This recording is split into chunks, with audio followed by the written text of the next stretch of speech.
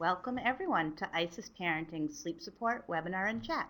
My name is Nancy Holtzman. I'm a mom and baby nurse educator, board certified lactation consultant, and board certified in pediatrics. I'm the Vice President of Clinical Content and Online Learning here at IsisParenting, based in Boston, Massachusetts, and opening centers in Atlanta and Dallas in the next month. So with me today is my friend and colleague, Meg Cassano, and Meg is our IsisParenting Sleep Team Leader and our Senior Sleep Consultant here at IsisParenting. And we are continuing our trend of reviewing the sleep and nap patterns by age and stage. Last week we reviewed the 5 to 9 month old age group. Today we're going to talk about the 9 to 15 month age group. And if you're new to our sleep webinars, welcome, and please know that we record these and then we place them online, and I'm also in the process of recording each one and converting it to a non-flash version so that you can watch it or listen to it on your iPhone or your iPad as well. So these are all recorded, and we do refer to a variety of previously recorded webinars on very specific topics as well. So if you're struggling with naps, or if the bedroom is a little bit too light, we have specific webinars that focus on the room environment, on napping, on gently reducing night feedings, on sleep and childcare, on newborns, on younger babies, on older babies, on transitioning to the toddler bed. You name it, we've done it, and we're going to keep covering as many topics as we need to. And I think, Meg, we should insert a topic maybe for next week that just covers early morning wakings by age and stage, why they happen, and in addition to environment, cool, dark, and quiet, what are some things that we can consider when working with babies and toddlers with those 5 a.m. wake-ups. What do you say, Meg? Yeah, I think that sounds great. That question has come up really frequently in the last few weeks. Oh, can you hear me? Can you guys hear me? Was that my cue to take it away, Nancy? Yep, I can hear you. That's okay. All right. So we can get started. And for those of you who were joining us last week, some of this might be a little bit of a review, but it's still really important review. And for those of you who are new, hopefully you'll find this super helpful for your babies in the 9 to 15 month age range. Okay, so the important thing to remember is that your baby has 2 main drivers of sleep right now. And the first is the circadian rhythm. This is really complex. Aaron always says that there are Harvard classes dedicated just to the circadian rhythm. Sort of the nuts and bolts that are helpful for you to know is that the circadian rhythm works best with regularity. Okay, your babies in this age range are old enough to have nice, predictable schedules, and that actually helps you, and it helps your baby. If you're having trouble, you're trying to make a change, it's going to be really important that you are providing your baby with regularity. Nancy's posted some links here for you to check out. We always encourage things like having a great sleep environment, having a dark room, a very dark room when your baby is to be asleep overnight, light when your baby's to be awake, bedtime routines. These are all things that are helping to cue your baby for sleep and keep the circadian rhythm functioning regularly. We're going to talk a little bit more about this. Here's a graph of the circadian rhythm. And this is for a baby who's having 1 nap a day. You can see this is graphing of different hormones. And so you can see the hormones are tapering off in the afternoon. That's when you have your nice afternoon and early evening of wake time and play, and then building up to maintain sleep overnight. And then you have nap times during the day. For babies who are taking more than 1 nap, the current theory is that there would be just an additional bump, maybe even another little bump here if for those of you with young babies who are taking 3 naps a day. The second main driver of your baby's sleep is sleep pressure. This is your baby's sleepiness. How tired is your baby? And the longer your baby is awake, the more tired your baby is becoming. It doesn't necessarily Really mean that that'll be easier for your baby to fall asleep. But if you think about it, at the end of the day and you're getting close to your bedtime, which is always when we recommend starting any type of change with your baby, you've got your circadian rhythm that's hormonally driving your baby for sleep, and you've got your sleep pressure that is driving your baby for sleep. And so at bedtime your baby has to fall asleep. You can do things to sort of sabotage your bedtime in some ways. Like, for example, if your baby has a long late nap in the afternoon, it can drop this sleep pressure and then make it more difficult for your baby to fall asleep at your baby's typical bedtime. So just keep in mind you want these two sleep drives, circadian rhythm and sleep pressure, working together. And then it's also important to take a note. There's something that happens called the wake maintenance zone, or sometimes the forbidden zone for sleep. And it seems kind of counterintuitive, but it's this period of time right before your baby's typical bedtime where it would be the most difficult time of the day for your baby to fall asleep. So this is just important to know, because if you are trying to make a change, teach your baby maybe to fall asleep in a new way or with a new sleep association, you want to make sure that you're putting your baby to bed at the right time, at your baby's typical sleep time, that you've not moved your baby's bedtime significantly earlier and dropped them right into this wake maintenance zone, which would then be an unfair expectation for sleep. The only thing that we'll say is extreme overtiredness can sort of trump this wake maintenance zone. In other words, if your baby missed a nap, say, in the afternoon, or had a terrible nap that day, or was sick, or had immunizations, or you had some other sort of unusual factor going on, then sure, you go outside your normal bedtime and you do put your baby to bed early. But on a typical day, you've got this wake maintenance zone happening. That's sort of that burst of energy, maybe after dinner. And that is the most difficult time of day for your baby to fall asleep. So you're making sure you're not beginning an intervention when you're in wake maintenance zone. Okay, now when you are thinking about what the right time is for your baby to sleep, you want to be making sure that you're always trying to get your baby down within about the same 30-minute window each night, and that your baby's getting up within about the same 30-minute window each morning. Again, certainly you might have off days where you're doing something fun or special and you're staying out late. You might have a day where your baby missed a nap and has to go down early, but the circadian rhythm does not handle change greater than 30 minutes very well. It can start to desynchronize, and then that won't be helpful to you in what you're trying to do if you're trying to change a sleep association or solve a sleep problem. So for maximum success, you're trying to keep your baby's bedtime regular, not rigid, but regular. So for the typical sleep length for a 9 to 15-month-old, we are still seeing 10.5 to 12 hours of nicely consolidated sleep overnight. Babies at this age really probably don't need a feeding overnight unless there's a medical reason and your pediatrician's recommending it. Though those of you who know Nancy and me know that we don't get kooky about night feedings in the first year, especially for moms who are trying to maintain milk supply or who enjoy that, if bed sharing, if that's your family's choice. So the biggest takeaway from this slide, I would say, would be that really the vast majority of your baby's night at this age really should be well consolidated so that your baby is getting the enough quality sleep that he or she needs. And then if your baby is having one feeding at this point, it would definitely be because it's parents' choice. I will throw that in there. All right, so for daytime sleep, we are still seeing daytime sleep averaging about 3 hours. Some babies never do 3 hours. They might do more like 2.5 hours total in a day. That's okay. Babies who are on the older side of this range, up to 15 months, may be dropping down even a bit less than that, but 3 hours is about average.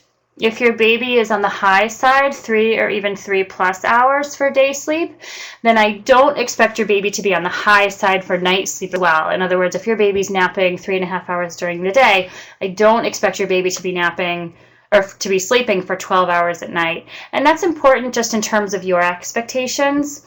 If your baby's a little on the lower side of daytime sleep, 2 to 2.5 hours during the day, then your baby really probably could be on the higher side, 11 to 12 hours in the overnight. Last week we talked about transitioning from 3 naps to 2.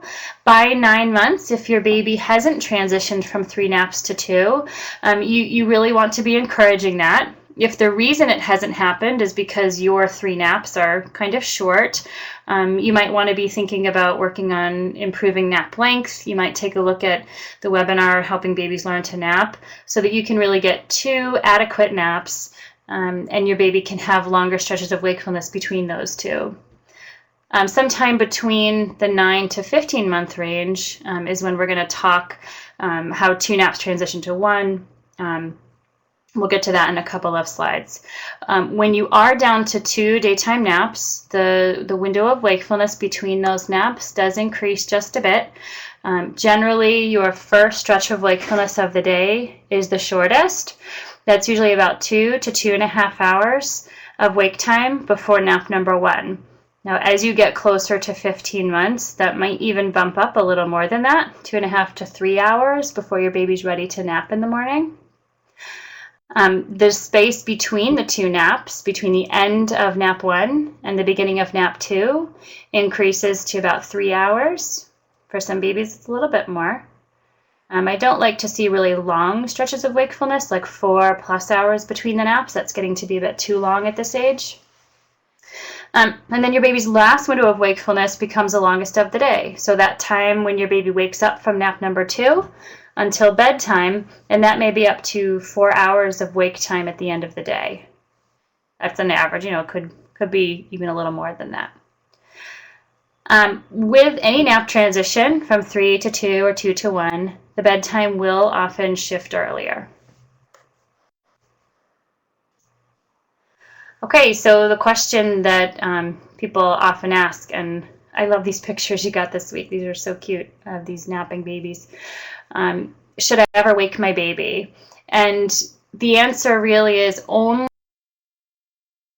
if you would do it to either protect the regularity of the circadian rhythm and help draw out a schedule, or to protect the schedule that you already have.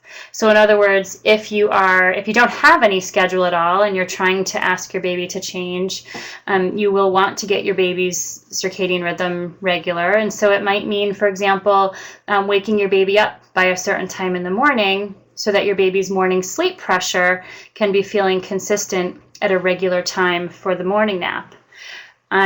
If your baby is sleeping much longer than normal for a morning nap or an afternoon nap, and you're looking ahead and it's going to bump the timing of your next sleep episode, you might also need to wake your baby in a situation like that. So think of it like a domino. You're always looking sort of 2 steps ahead.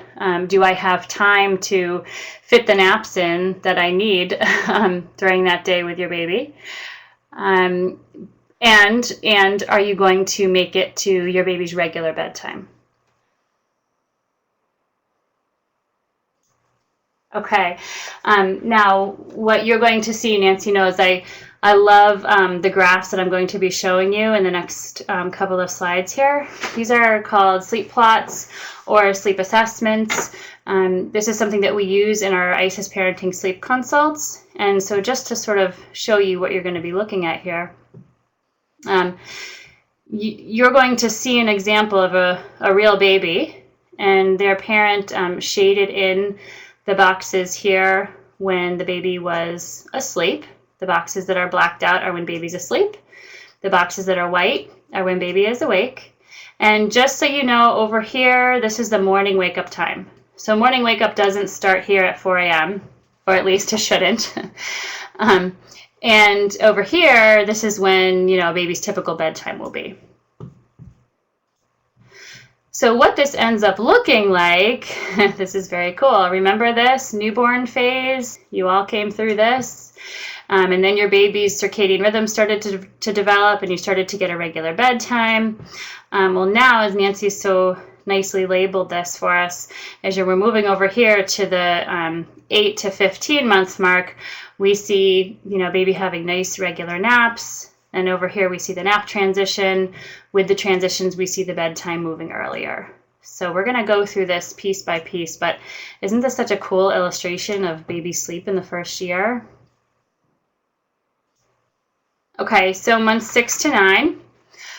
Your baby's night feedings will gradually disappear, or if they don't, you may be helping them disappear. This is where you would definitely want to take a look at the Gently Reducing Night Feedings webinar that we recorded earlier in the year, so that you can learn how to reduce your baby's night feedings. By 9 months, the nap pattern merges from 3 to 2. And you can see with that, the bedtime does drift earlier. And you can also see it's not always a perfectly smooth transition. You might have some days that are 2 nap days, and then some days here where that 3rd nap popped in again, and with it, bump the bedtime a little later. So, it's okay to have a little bit of back and forth during a transition time. But one of the important things to look at here is the longest stretch of awake time in 24 hours is prior to bedtime. Sometimes the reason for too early wake-ups at this age is that parents are putting their babies to bed too close to their baby's last nap time. And so by the time you get to 4:30 or 5 o'clock in the morning, your baby's just done. They've had quite a bit of sleep. They maybe had a nice afternoon nap and then an early bedtime. And, parents are wondering why their baby's up early. This is just one example. This is not the only reason babies wake early, but this is a common scenario. So this time of year, make sure your baby's getting fresh air, natural light exposure. And I don't mean, right out in the sunshine, but playing outside. That helps to keep the circadian rhythm nice and regular. And make sure your baby's having enough play and exercise to rebuild their sleep pressure at the end of the day. Now, months 10 through 12, night feedings are no longer needed, at least from a biological standpoint. The nap patterns will stabilize nicely with a morning nap and an afternoon nap, and the bedtime will stay in the earlier range now that the 3rd nap has disappeared. And you can see this baby, you can see really clearly here how that afternoon is the longest of the day. Months 12 through 15, this is where we talk a bit about the nap transition, the 2-to-1 nap transition. 15 months is the average age for 2 naps to merge into 1. If your baby is earlier than that, around age 1, or 13 months, 14 months, that's fine too. Some childcare places switch babies to a single nap at age 1. It's going to be helpful, of course, if your baby is getting a really adequate nap in the middle of the day, and you will also have to compensate with, again, an earlier bedtime in the absence of that afternoon nap. Things you might start to see to know that your baby's getting ready to make the transition would be either you put your baby down in the morning and then she's really not falling asleep. She's just sort of rolling around in there for a while. And then she does take a nice nap later in the day. You might also see your baby continue to go down nicely for the morning nap, but then you find that you're really hard pressed then to get a second nap, or by the time your baby does fall asleep for that second nap, it's very late, and then it's bumping your bedtime really late as well. So when you start to see these things happening and your baby is getting closer to the 15-month mark, then you know that it's time to make the transition. Those of you who know me, I have a 14-month-old, and I just she's a bit over 14 months, and I'm just transitioning her now to 1 nap a day in the last couple of weeks. And so then you just start napping your baby in the middle of the day. Your baby, you know, if you have a 13-month-old, they're not going to make it all the way to the early afternoon at this point.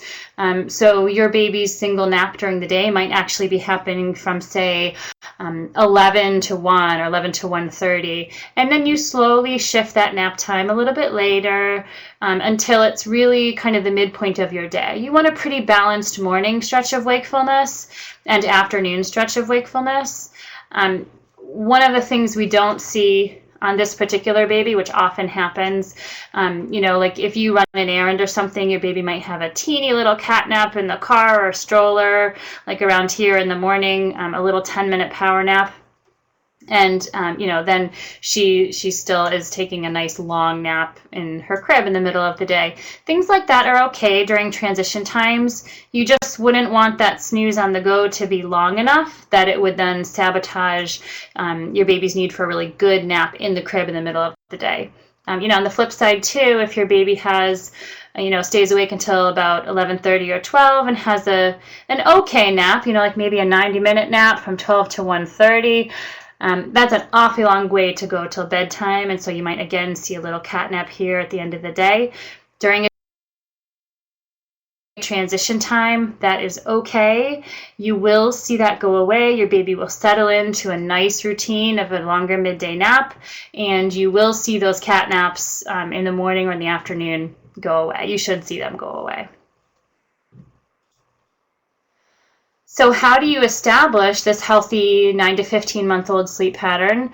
It's all with your baby's exposure to light and dark. And as Nancy said, we have a webinar that outlines that for you. How dark should your room be? When should you have your baby in the dark? You know, basically in a nutshell, overnight, you cannot read, and your baby's little body is in the dark from your desired bedtime all the way through to your desired wake time. And for your naps, your baby's room is too dark to read or dark enough that it's hard to read. That's it's environmentally neutralizing. It makes your baby's environment less interesting. You always have a great sleep environment. It's cool, it's quiet, it's unchanging, it's predictable. Your baby is on the schedule like we talked about, regular bedtimes, regular wake-up times. Your baby has predictable cues before bed, and you are trying to nap your baby at age-appropriate times. But let me go back for just a second.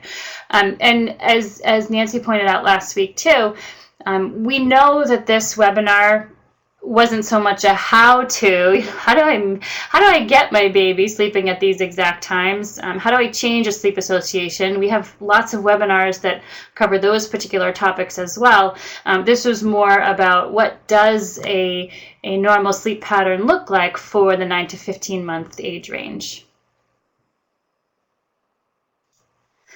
And then, of course, if you ever needed individualized help, we are always happy to do a one-on-one sleep consultation and talk about your particular situation with your particular baby and parenting style, and come up with a plan that feels really right for you.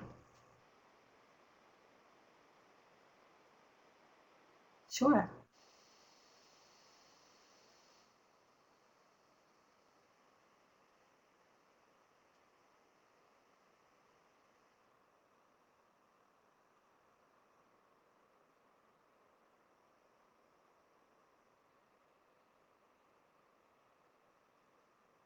I was just going to say. Excellent. Thank you, Meg. Uh-oh. I have to tell you about this picture. This is one of our friend Kara's twins, and we love to feature Kara's babies because they're so adorable, and she sends me lots of pictures that are always appropriate to use in my webinars. So for that, I thank her greatly. And her precocious little girl has discovered how to unzip, and I think her baby is just 18 months old.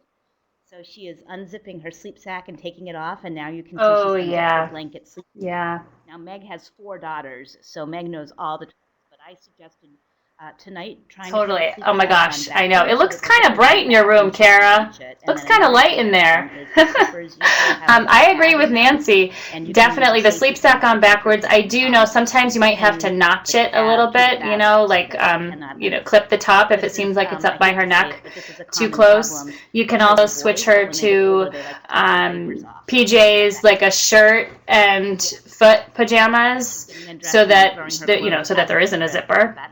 I'm guessing she couldn't take it off over her head, although she might spend a lot of time trying. But usually the sleep sack on backwards is definitely the best bet. And the diaper thing too, packing tape or duct tape to put a little strip over the Velcro so she can't get it off, that can help too.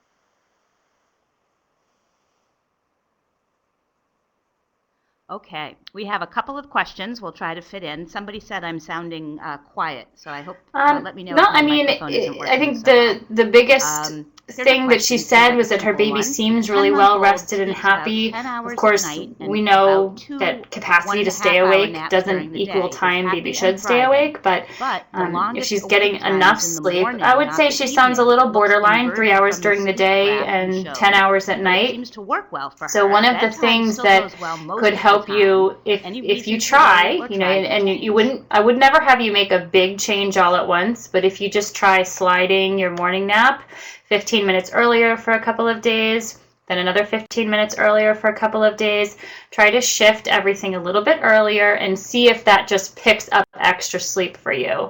For example, if initiating that nap 15 minutes earlier just adds 15 minutes to your overall nap and 15 more minutes of sleep in her 24-hour clock, that's a good thing. I would track your progress carefully, go slowly with your changes.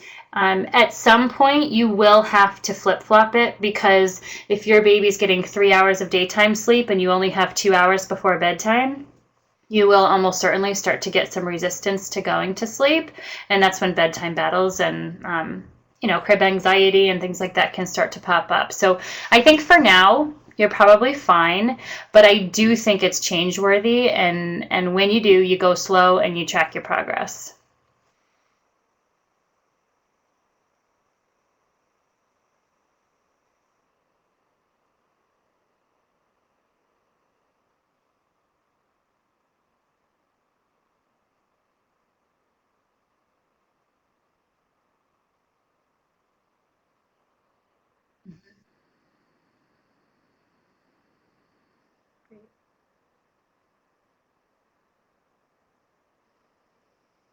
Okay.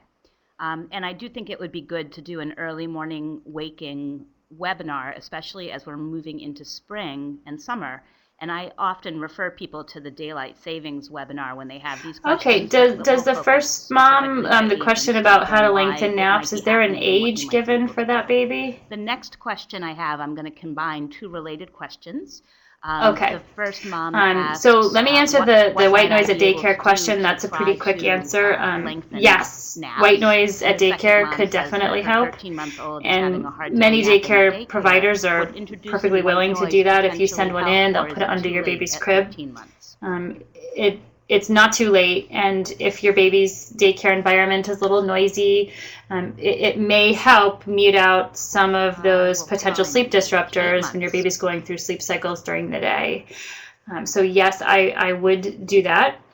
As far as the baby who's 8 months old wanting to lengthen the nap, I would definitely recommend the mom checks out the napping webinar to give her an overall how-to for beginning a nap intervention.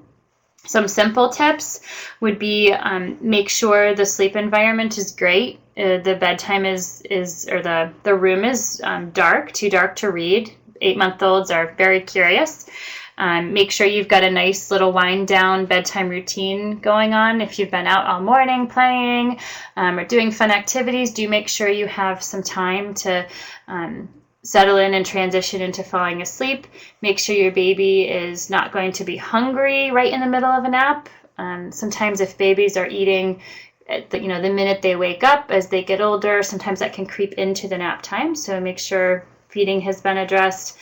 And then finally, you can do things if you'd like for example, if your baby's popping up at one sleep cycle, which is usually between 30 and 45 minutes long, you might try to soothe through the sleep cycle. And usually your particular baby's sleep cycle times would be pretty exact, like say 37 minutes or 42 minutes. And so if you go in at the 36-minute mark and sort of catch her before she's fully awake, give her a little shushing, a little back rub, a little gentle jiggle, and see if you can get her through that and on to the next sleep cycle. That's sort of a quick and easy try. Make sure she knows how to get herself to sleep for the nap, so that when she has that normal sleep cycle wake up between sleep cycles, she knows how to get herself back to sleep. Oh my gosh, Nancy, I could go on. I could go on and on about naps, but I think those are the biggest. Yeah. What's that? Oh.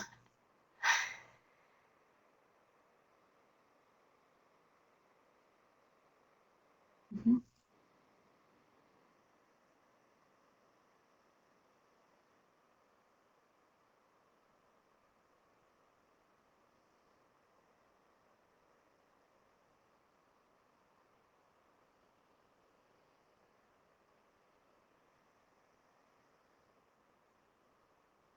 We could do Yeah. a whole list. I just. Learn to. I, Oh, why look, we did. So that was yeah. that. We do specifically talk about trying to extend the nap time and managing pop-up naps. But this mom mentioned she doesn't have a specific nap routine just yet. So maybe getting into a regular pre-nap routine, as well as, if it interests Yeah. her, trying I to just want to. do Can I more comment on regular Taryn? napping, Taryn whether it's asks, a so pre-nap try not to routine feed or a right after post-nap a nap. routine. So trying to get a little bit more It's consistent not that you within the shouldn't day feed your so baby that after a it's nap, more but typical some pattern. parents get really hung up on this Months is a on fix this that if you feed, play, sleep transitioning pattern, between and they will 3 to only 2 feed their baby naps. after they wake At up. times it's And not I'm like we just just saying, flip a as your switch baby's and they go sleep from needs 3 to 2. change, There like might be some days with 3, some days with 2, let's say your baby's eating at some 1:30 days you every need to day, switch for it. They're example, mostly getting after 2 their naps, nap. and then you're Remember just in the that feeding car a bit times too become very long and you habitual. crash If and your you have baby that always eats at sabotaging 1:30, third she's nap really going to feel that hungry around is too close to 1:30. bedtime. But as her nap needs change, let's say she needs to sleep longer than that. Now, if your baby has a normal nap cycle wake up and it's 1:30, there goes your nap, because now she's really feeling hungry. So I'm not saying don't feed your baby after a nap. It's just that you want to make sure that hunger is not going to prematurely shorten the nap. You don't want your feeding time to start landing in the middle of your nap, is all.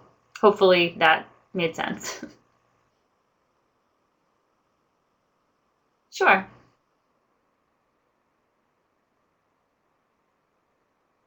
Oh, yeah, sure. Okay.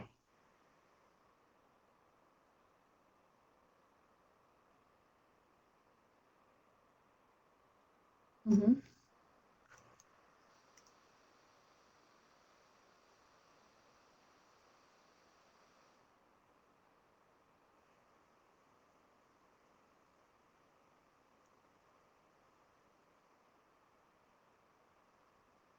Okay. Do you have time for one more question, Meg?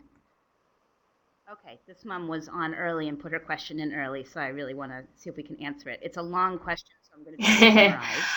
Her baby Actually, is it sounds like she's doing almost pretty 2 years well for a old, 23-month-old. almost She's not even 23 two, months. and she is She's in a actually sleeping toddler through the bed, night some in her toddler goes to bed. sleep fine, Um, awake when if it's mom really puts her just down. on One occasion, night's out of 3, she'll I would sleep have a through the ton of night, sometimes troubleshooting 2 or 3 questions nights in about a what row. The time of other night are the nights, wake ups, how does she she seem during the wakes wake up. ups, She might how do you wake up and be respond during the settled, wake but some ups, nights she wakes up over and over what and were the over naps like again, that and it day? takes the parent There's sitting always and a million monitoring many questions times to try throughout the to night. figure out what's actually Any going tips for on. teaching her how to settle more on And her for own, or does it really just 23-month-olds, have to as wait? Nancy knows, I like to say she won't mean to forget up, or to forget and get up and get out of her bed, but she's only 23 months. So, it's a huge ask of an under 2-year-old to stay in a bed all night long. And so I do recommend parents be open to nighttime parenting if you've moved your child to a bed under the age of 2.5. It is difficult to expect your baby to sleep through every single night in the bed. She's bound to forget, and you don't want to create what's the word, Nancy? You want to have reasonable expectations for the age, I guess, is what I'm trying to say. So do I think there could be things that this mom could do? Yes, absolutely. Perhaps some sort of boundary at the door, making her room into a crib, and that's her safe zone, and maybe cut down some of the anxiety if the child feels like she's got too much freedom in the night. There are other things like using a morning sound. She might be a little bit young, but we have a webinar for that too. A toddler-style bedtime routine. We've got a webinar for that too. I think there are things to do, making sure the nap time and length is appropriate, and the bedtime as well.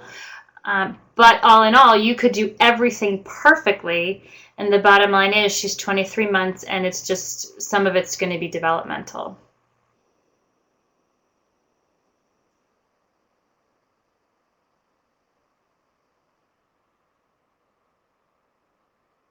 Yeah, yeah,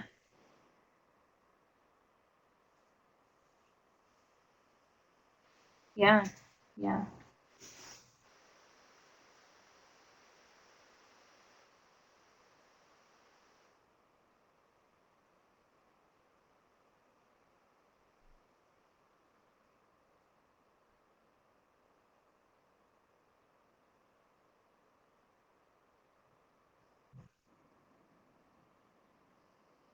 Yeah, and I wonder, I assume you had very good Mm-hmm. reason to take her out of the crib at under 2, so maybe she was climbing and so on.